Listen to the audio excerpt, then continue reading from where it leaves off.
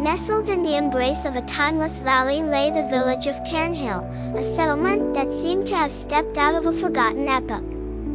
The mist never quite lifted from the thatched rooftops of its stone cottages, and the hills around bore the secrets of generations gone by. People often whispered that the winds carried the whispers of old stories and ancient legends. One soul who cherished these whispers was young Alara, a girl with auburn curls that danced to the symphony of the breeze and emerald eyes that reflected the lush landscapes of Cairnhill. A free spirit, she roamed the hills with the curiosity of a cartographer exploring new lands.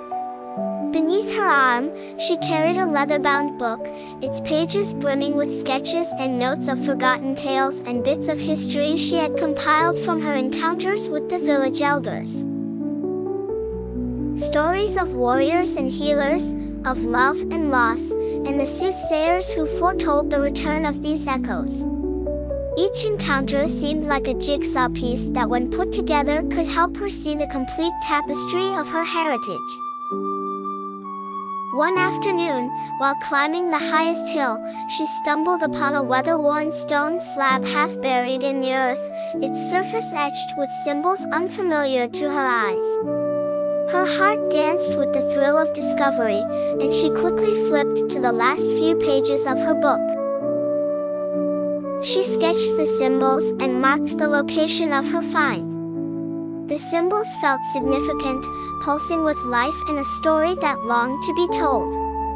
She knew who she must speak to, old Baron, the last of the village's storytellers, the keeper of Cairnhill's deepest secrets.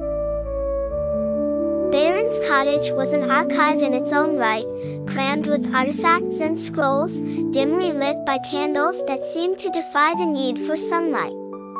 The moment she entered, the scent of aged paper and herbs wrapped around her like a familiar embrace.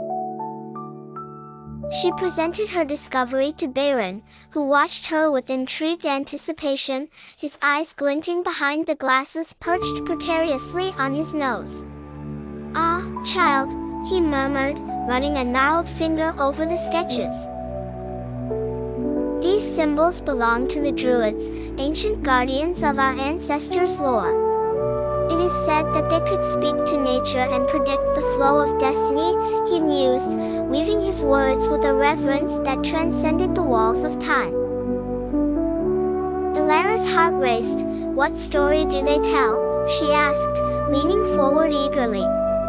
"The Druids spoke of a time when this valley would awaken to new guardians, spirits akin to their own," he explained. "A time when the past would revive, echoing through the voices of the young willing to listen." That night, as Alara lay beneath the canopy of stars, her thoughts were a tapestry of the past and the future interwoven. She realized that she was not just uncovering the stories of her ancestors, she was becoming part of them, a living echo among the generations gone by.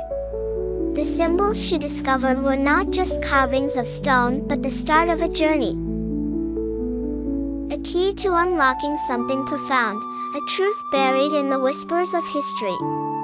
As the moonlight painted her world in silver hues, she vowed to honor her role as the harbinger of these tales, ensuring that the echoes of the past would never fade into silence.